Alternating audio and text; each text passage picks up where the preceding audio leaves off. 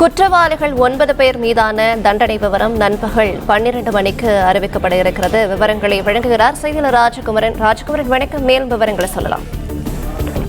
12 மணியளவில் இந்த 9 குற்றவாளிகளுக்குமான தண்டனை என்பது அறிவிக்கப்பட இருக்கின்றது. அது மட்டுமல்லாமல் ஏற்கனவே சிபிஐ தரப்பில் ஆஜராகியிருந்த இந்த வழக்கினுடைய வழக்கறிஞர் சொல்லியிருந்த சில தகவல்களை பார்த்தோம். அதில் 2 விஷயங்களை அவர் அழுத்தம் திருத்தமாக சொல்லுகின்றார். அதாவது கூட்டு பாலியல் வன்கொடுமை என்பது உறுதி செய்யப்பட்டிருக்கின்றது. கூட்டாக சேர்ந்து பாலியல் வன்புணர்வு செய்ததை நீதிமன்றம் உறுதி செய்திருக்கின்றது. மற்றொன்று, அந்த பெண்கள் மீண்டும் மீண்டும் அழைக்கப்பட்டு பாலியல் வன்கொடுமைக்கு ஆளாக்கப்பட்டிருக்கின்றார்கள் என்ற 2 விஷயங்களை அவர் அழுத்தி சொன்னதை பார்த்தோம். ஏனென்றால் இந்த வழக்கினுடைய தீர்ப்பு தற்பொழுது குற்றவாளிகள் தான் அவர்கள் என்று 9 பேர் தொடர்பாக அறிவிக்கப்பட்டுள்ள நிலையில் அவர்களுக்கான தண்டனை என்பது இந்த 2 விஷயங்களை மையப்படுத்தி தான் அமைய போகின்றது. அதன் காரணமாகத்தான் சிபிஐ வழக்கறிஞர்கள் அந்த கருத்தை ஒரு அழுத்தம் திருத்தமான கருத்தாக சொல்லியிருந்தார்கள். அதன்படி அதிகபட்சமாக சாகும் வரை ஆயுள் என்ற ஒரு தண்டனை அவர்களுக்கு வழங்கப்படுவதற்கான வாய்ப்பு இருக்கின்றது. அதுதான் உச்சபட்ச தண்டனையாக இந்த வழக்கில் இருக்கும். அதனை முன்வைத்து தான் சிபிஐ தரப்பினுடைய வழக்கறிஞர்கள் வாதங்களை முன்வைத்திருக்கின்றார்கள். எனவே இந்த திருநாவுக்கரசு, சபரிராஜன் உள்ளிட்ட இந்த வழக்கினுடைய 9 குற்றவாளிகளும் சாகும் வரை தண்டனை பெறக்கூடிய ஒரு வாய்ப்பு கூட இந்த வழக்கின் தண்டனை விவரங்கள் வெளியாகும் பொழுது அறிவிக்கப்படக்கூடும் என்ற ஒரு எதிர்பார்ப்பு இருக்கின்றது. அது மட்டுமல்லாமல் இந்த வழக்கினுடைய விசாரணை இந்த அளவு வருவதற்கு, குற்றவாளிகள் தான் அவர்கள் என்று தீர்ப்பளிக்கப்படுவதற்கு அறிவியல் பூர்வமான பல்வேறு அணுகுமுறையில் காரணமாக இருக்கின்றன என்பதையும் சிபிஐ தரப்பு வழக்கறிஞர் தெரிவித்திருந்தார். அது மட்டுமல்லாமல் சிபிஐ எந்த அளவு ஒரு வழக்கில் இறங்கி செயல்படுவார்கள் என்பதற்கு இந்த வழக்கினுடைய தீர்ப்பு ஒரு சாட்சியாக அமைந்திருக்கின்றது. ஏனென்றால் முதலில் பாதிக்கப்பட்ட பெண்கள் யாருமே இந்த நபர்கள் மீது குற்றம் சாட்டுவதற்கு முன்வரவில்லை. ஒரு பெண் பாதிக்கப்பட்டிருக்கின்றார் என்ற விவரத்தை வெளியிட்டு இந்த கும்பலால் யாரேனும் பாதிக்கப்பட்டிருக்கின்றீர்களா என்று சிபிஐ பொதுப்படையாக ஒரு அறிவிப்பினை வெளியிடுகின்றது. நீங்கள் இந்த நபர்கள் மீது குற்றச்சாட்டுகளை சொன்னால் உங்களுடைய அடையாளங்கள் பாதிக்கப்படும் என்று சிபிஐ சொல்லுகின்றது. அதற்கும் மேலே யாருமே நம்பி இந்த நபர்கள் மீது இந்த நபர்களால் பாதிக்கப்பட்டவர்கள் தங்களுடைய குற்றச்சாட்டுகளை பதிவு செய்யவில்லை. ஆனால் இந்த குற்றவாளிகளுடைய செல்போன்கள் கைப்பற்றப்பட்டதில் அதில் இருந்த வீடியோக்கள் அடிப்படையிலே அந்த வீடியோக்கள் எந்த பகுதியில் எடுக்கப்பட்டிருக்கின்றன, எந்த இடத்திலிருந்து ரெக்கார்ட் செய்யப்பட்டிருக்கின்றது, எத்தனை மணிக்கு எந்த தேதியில் ரெக்கார்ட் செய்யப்பட்டிருக்கின்றது என்ற விவரத்தை எல்லாம் கைப்பற்றக்கூடிய சிபிஐ அந்த வீடியோவில் இருந்த பெண்களை தனிப்பட்ட முறையில் ரகசியமாக தொடர்பு கொண்டு நீங்கள் இந்த கும்பலால் பாதிக்கப்பட்டிருக்கின்றீர்கள் என்பதை நாங்கள் உறுதி செய்திருக்கின்றோம். உங்களுடைய அடையாளங்கள் முழுவதுமாக காக்கப்படும். எந்த வகையிலும் உங்கள் அடையாளம் வெளியிடப்படாது. ஆனால் இந்த 9 நபர்களுக்கும் தண்டனை வாங்கி கொடுக்க வேண்டும் என்றால் நீங்கள் சாட்சி சொல்வது மிகுந்த முக்கியத்துவம் என்று அந்த பெண்களிடம் நம்பிக்கையாக பேசி அவர்களுடன் நம்பிக்கையை வரவழைத்து அதன் மூலமாகத்தான் நீதிமன்றத்தில் அவர்கள் நாங்களும் இந்த 9 பேர் கொண்ட கும்பலால் பாதிக்கப்பட்டிருக்கின்றோம் என்று நீதிமன்ற படியேறி சாட்சி சொல்லியிருக்கின்றார்கள்.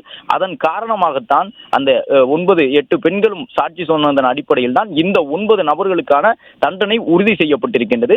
இந்த 9 பேருக்கும் சாகும் வரை ஆயுள் என்பது வரையிலான தண்டனை வழங்கப்படும் என்பதும் உறுதி செய்யப்பட்டிருக்கின்றது. மேலும் சிபிஐ வழக்கறிஞர் கூறும் பொழுது மீண்டும் மீண்டும் அந்த பெண்கள் வரவழைக்கப்பட்டு பாலியல் வன்கொடுமைக்கு ஆளாக்கப்பட்டிருக்கின்றார்கள் என்ற ஒரு கருத்தை சொன்னார். இது எதை உறுதி செய்கின்றது என்றால், வீடியோ பதிவை எடுத்து வைத்ததுடைய அவர்களின் நோக்கம் என்ன, ஏன் வீடியோ பதிவு செய்திருக்கின்றார்கள் என்றால், ஒன்று பணம் பறிக்க வேண்டும் தேவைப்படும் போதெல்லாம், அல்லது அந்த பெண்களை தேவைப்படும் போதெல்லாம் தங்களுடைய ஆசைக்கு பலிகடா ஆக்க வேண்டும். அதற்காக வீடியோ பதிவு எடுத்து வைத்திருக்கின்றார்கள். நாங்கள் சொல்லக்கூடிய அந்த விஷயங்களை கேட்காவிட்டால் வீடியோவை இன்டர்நெட்டிலே வெளியிட்டு விடுவோம், இணையதளங்களில் வெளியிட்டு விடுவோம் என்று மிரட்டி மிரட்டி மிரட்டி மிரட்டி அந்த பெண்களை மீண்டும் மீண்டும் மீண்டும் வர வைத்து அடுத்தடுத்து வீடியோ பதிவு செய்து தொடர்ந்து அந்த பெண்களை நச்சரித்தபடியே இருந்திருக்கின்றார்கள். அந்த பெண்களிடம் வன்புணர்வு செய்தபடியே இருந்திருக்கின்றார்கள். இதுவும் உறுதி செய்யப்பட்டிருக்கின்றது. அது மட்டுமல்லாமல் இந்த 9 குற்றவாளிகளும் தங்களுக்கு குறைந்தபட்ச தண்டனை வழங்க வேண்டும் என்ற அடிப்படையில் ஒரு சில காரணங்களை சொல்லி இருக்கின்றார்கள். அந்த காரணங்கள் என்னவென்றால், இவர்கள் எல்லாம் திருமணமாகாதவர்கள், வயதில் இளையவர்கள், இந்த குற்றவாளிகளுக்கெல்லாம் வயதான பெற்றோர் இருக்கின்றார்கள். எனவே அதையெல்லாம் மனதில் வைத்து குறைந்தபட்ச தண்டனை வழங்க வேண்டும் என்று இந்த குற்றவாளிகளுடைய பெற்றோர் தரப்பிலும் அவர்கள் தரப்பில் ஆஜராகியிருந்த வழக்கறிஞர்கள் மூலமாக வலியுறுத்தப்பட்டிருக்கின்றது. ஆனால் நீதிபதி அதையெல்லாம் முடிந்த அளவு புறக்கணித்திருக்கின்றார்கள். ஏனென்றால் சாட்சிகள் கடுமையாக இருக்கின்றன. 48 சாட்சிகள் ஏற்றப்பட்டிருக்கின்றார்கள். அவர்கள் அனைவரும் இந்த 9 பேரும் எந்த அளவு குற்றம் செய்திருக்கின்றார்கள் என்பதற்கான ஆதாரங்களை வழங்கி இருக்கின்றார்கள். எனவே இந்த தீர்ப்பு வழங்கப்படும் பொழுது உச்சபட்ச தண்டனை இந்த 9 நபர்களுக்கும் வழங்கப்படுவதற்கான ஒரு வாய்ப்பு இருக்கின்றது. அதன்படி சாகும் வரை ஆயுள் என்ற ஒரு நம்பிக்கை மோசடியில் ஈடுபட்டு பெண்களை அடித்து துன்புறுத்தி தனியாக அழைத்து சென்று அவர்களுடைய ஆடைகளை எல்லாம் களைய செய்து அதையெல்லாம் வீடியோவாக எடுத்து ஒரு குரூரமான செயல்பாட்டு மூலமாக பாலியல் வன்புணர்வு செய்திருக்கக்கூடிய இந்த 9 இளைஞர்களுக்கும் கடுமையான தண்டனை வழங்கப்படும் என்பது தெரிய வந்திருக்கின்றது. அது மட்டுமல்லாமல் இந்த வழக்கினுடைய விசாரணை நடைபெற்றுக் கொண்டிருந்த பொழுது அறிவியல் பூர்வமான சில ஆதாரங்களை அவர்கள் அளித்திருக்கின்றார்கள்.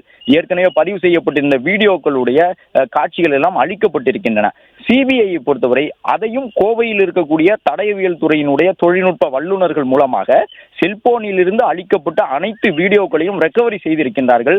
அதன் மூலமாகத்தான் இந்த வழக்கில் வெற்றிகரமாக ஒரு தீர்ப்பினை பெற முடிந்திருக்கின்றது. இவர்கள் குற்றவாளிகள் என்பது நிரூபணமாகி இருக்கின்றது. அவர்களுடைய தண்டனை விவரம் இன்னும் சரியாக ஒரு 45 நிமிடங்களில் வெளியாக இருக்கின்றது. இந்த 9 பேரும் கொடூரமான குற்றவாளிகளாக இனம் காணப்பட்டிருக்கின்றார்கள். அவர்களுக்கான தண்டனை விவரம் அறிவிக்கப்படும் பொழுது அதிகபட்சமாக சாகும் வரை ஆயுள் என்கின்ற தண்டனை வழங்கப்படும். பொள்ளாச்சி பகுதியிலே 2019க்கு முன்பாக தொடர்ந்து சில ஆண்டுகளாக இது போன்ற குற்றச்செயலிலே அவர்கள் ஈடுபட்டு வந்திருக்கின்றார்கள். பெண்களை முதலில் பழகுவது, அந்த பெண்களை நம்ப வைப்பது, காதலிக்க தூண்டுவது, அதன் பிறகு அந்த பெண்களை தனியாக ஒரு இடத்திற்கு அழைத்து சென்று விட்டு அந்த பெண்களுடன் வன்புணர்வு செய்யும் பொழுது அதை வீடியோவாக எடுத்து வைத்துக் கொள்வது, அந்த வீடியோவை வைத்து தங்களுடைய நண்பர்களையும் வரவழைத்து அந்த பெண்ணோடு வன்புணர்வு செய்ய வைப்பது, அதையும் வீடியோ எடுப்பது, தேவைப்படும் போதெல்லாம் அந்த பெண்களை வரவழைப்பது, அவர்களுடைய செயினை பிடுங்கிக் கொள்வது, அவர்களிடமிருந்து தேவைப்படக்கூடிய அளவு காசு வாங்குவது என்று இந்த 9 இளைஞர்களும் ஒரு சொகுசு வாழ்க்கை வாழ்ந்திருக்கின்றார்கள் என்பதையெல்லாம் கடந்த 6 ஆண்டுகளில் பல தருணங்களில் நாம் பதிவு செய்திருக்கின்றோம். ஏனென்றால் இந்த 9 இளைஞர்களும், இந்த திருநாவுக்கரசு, சபரிராஜன் உட்பட 9 பேருமே அவர்களுடைய பின்னணி, அவர்களுடைய வாழ்க்கை முறையை பார்க்கும் பொழுது நீதிமன்றமே விசாரணையின் பொழுது பல கருத்துக்களை சொல்லி இருந்தது. நீங்கள் எல்லாம் எப்படி இவ்வளவு சொகுசாக வாழ்ந்து கொண்டிருக்கின்றீர்கள், உங்களுடைய பின்னணி என்ன, பொருளாதார பின்னணி என்ன என்பதையெல்லாம் நீதிமன்றமே கேள்வியாக கேட்டிருந்தது. அந்த அளவிற்கு இந்த நபர்கள் ஒரு சொகுசான வாழ்க்கையை வாழ்ந்து கொண்டிருக்கின்றார்கள். அதற்கு காரணம் ஏராளமான பெண்களுடைய வாழ்க்கையில் இவர்கள் விளையாடி இருக்கின்றார்கள். அந்த பெண்களை நம்ப வைத்து அவர்களிடம் மோசடியாக ஈடுபட்டிருக்கின்றார்கள். பாலியல் வன்கொடுமை என்பது ஒரு மனித தன்மையற்ற செயல். எந்த வகையிலும் அதில் ஈடுபட்டவர்களுக்கு எந்த விதமான சலுகையும் வழங்கக்கூடாது. அது மட்டுமல்லாமல் கடத்தி சென்று வன்புணர்வு செய்வது என்பது ஒரு வகையான குற்றம். நம்ப வைத்து அந்த பெண்களை அழைத்து வந்து அதன் பிறகு தன்னுடைய நண்பர்களை கொண்டு வன்புணர்வு செய்வது என்பது அதைவிட ஒரு குரூரமான குற்றம். இந்தியாவில் மிக மிக மிக அதிகபட்ச தண்டனை வழங்கக்கூடிய குற்றங்களில் ஒன்றுதான் கூட்டு வன்புணர்வு. கூட்டாக சேர்ந்து ஒரு பெண்ணை பாலியல் வன்கொடுமை செய்வது, அதிலும் குறிப்பாக தொடர்ந்து செய்து கொண்டே இருப்பது, அதன் மூலமாக தங்களை பொருளாதார ரீதியாக வலுப்படுத்திக் கொள்வது, அந்த பெண்களிடமிருந்து பணத்தை பிடுங்குவது, தொடர்ந்து அந்த பெண்களை ஒரு அச்சுறுத்தல் மனநிலையிலேயே வைத்திருப்பது என்பது எவ்வளவு ஒரு கொடூரமான குற்றம். அந்த பெண்கள் தங்கள் வாழ்நாள் முழுவதும் எவ்வளவு பெரிய வலியை சுமந்து கொண்டு வாழ வேண்டிய ஒரு சூழ்நிலை ஏற்பட்டிருக்கும். பிளே ஸ்டோர் மற்றும் ஆப் ஸ்டோரில் இருந்து பாலிமர் செயலியை QR கோடு மூலம் பதிவிறக்கம் செய்யுங்கள். செய்திகளை உடனுக்குடன் பெறுங்கள்.